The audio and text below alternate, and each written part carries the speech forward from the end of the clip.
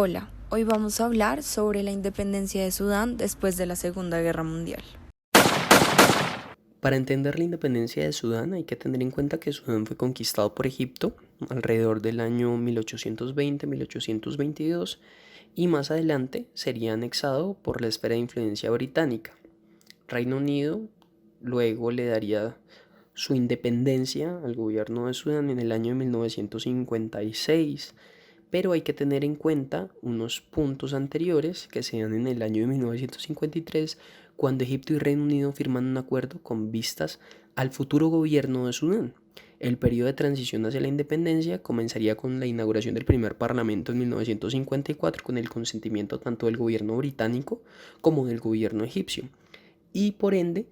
Sudán conseguiría su independencia el 1 de enero de 1956, haciéndose de una constitución provisional. Punto clave a tener en cuenta es que el gobierno del primer ministro Ismael al-Azari en el año 1953 tiene unas políticas dirigidas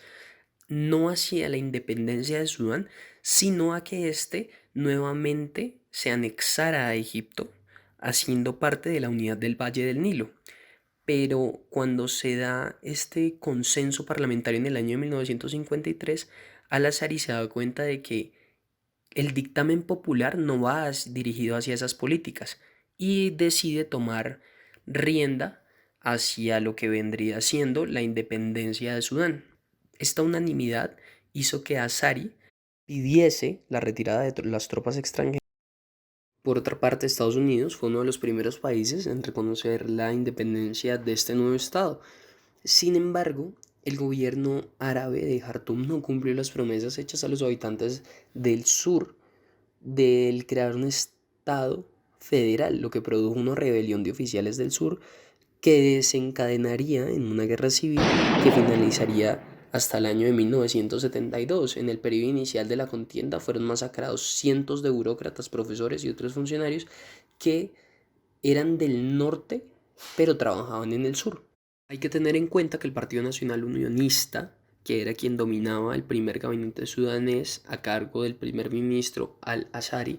de pronto fue reemplazado por una coalición de fuerzas políticas conservadores. Y el 17 de noviembre de 1958, tras una época de dificultades económicas y de rivalidades entre partidos que provocaron la parálisis de la administración pública, Ibrahim Abud llevó a cabo un golpe de Estado que acabó con el régimen parlamentario. Esto tuvo problemáticas ya que Abud no cumplió su promesa de devolver el gobierno de Sudán a los civiles, por lo que se produjeron una serie de motines y huelgas a finales de 1954, llevando así a un derrocamiento militar. Para ello se llevó una transición, un gobierno provisional,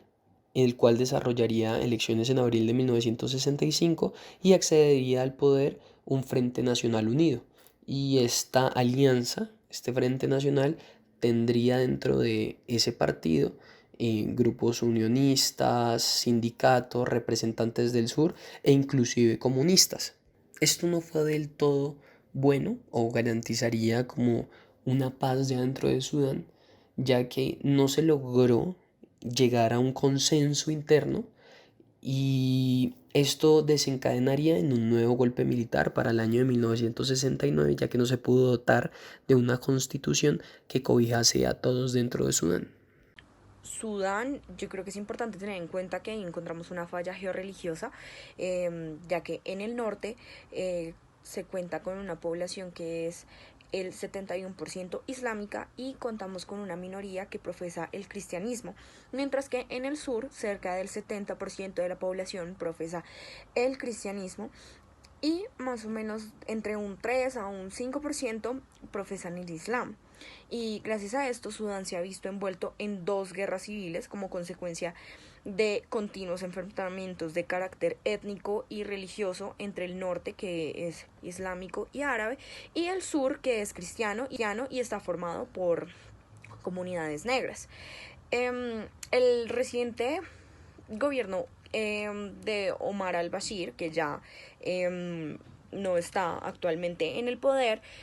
um, era un gobierno partidario incondicional del Islam político, por lo que él prometía el retorno al Islam y a diversas posturas políticas adoptadas por el gobierno durante la guerra civil.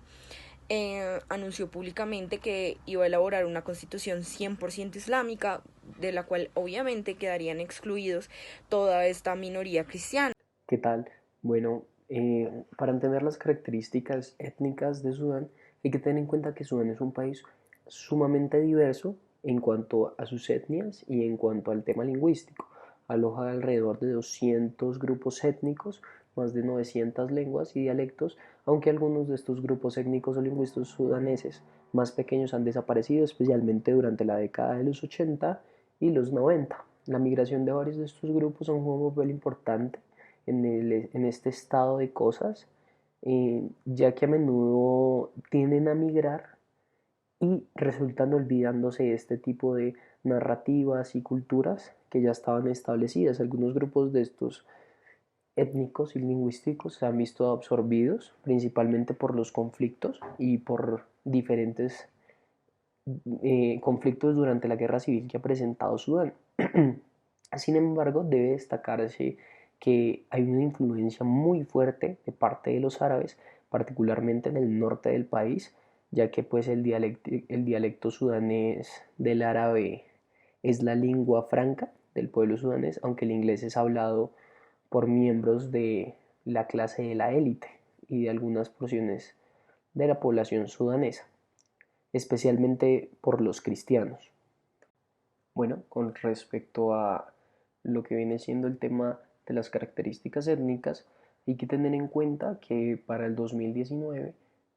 Sudán contaba con alrededor de 43 millones de habitantes, de los cuales más o menos un 70% hacían parte o provenían de la península arábiga. Hay que tener en cuenta que se encuentran dos religiones importantes, el Islam y el cristianismo, pero también hay algunos asentamientos autóctonos que presentan algunos cultos que terminan siendo representativos de las zonas. Los grupos árabes y arabizados, que son la mayor parte de la población, hay que tener en cuenta que muchos hacen parte de grupos como el Ja'alin, el Bagarán, el Hassania, el Nuba, el Rufa, y los no arabizados normalmente se pueden encontrar como los grupos Beja, que están al nordeste de Sudán, se pueden ver a los nubios, se pueden ver a los Fur, a los Sagawa, y también podemos ver a los grupos negros conocidos como los Nuba. Esos principalmente son como de la mayoría de grupos y etnias que se pueden encontrar en Sudán. Como ministro de Defensa declaró la caída del régimen y la ubicación de su líder en un lugar seguro después de su arresto. Actualmente se encuentra gobernando un consejo militar transitorio desde el 11 de abril de 2019, fecha en la que las Fuerzas Armadas de Sudán obligan a dimitir al entonces presidente Omar al-Bashir, quien se encuentra en prisión domiciliaria y será juzgado por la Corte Penal Internacional por crímenes de lesa humanidad. Posteriormente, el ejército de Sudán anuncia una serie de medidas, y estas son: Consejo de Transición Militar a cargo por un periodo de 2 años, estado de emergencia declarado durante 3 meses, alto al fuego en todo el país, su constitución será suspendida, habrá toque de queda nocturno, el espacio aéreo de Sudán estará cerrado por las 24 horas, y todas sus fronteras serán cerradas hasta nuevo aviso.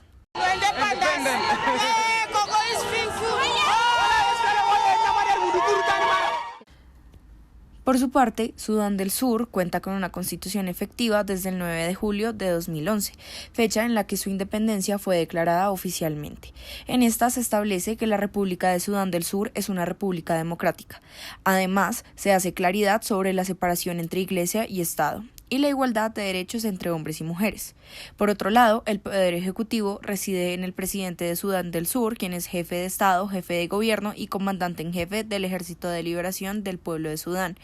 Actualmente, el presidente es Salva Kiir Mayardit. La rama legislativa está en manos de la Asamblea Legislativa de Sudán del Sur, un parlamento unicameral de 170 miembros elegidos por votación popular. Y finalmente, la Constitución también establece un poder judicial independiente nombrado por el Parlamento,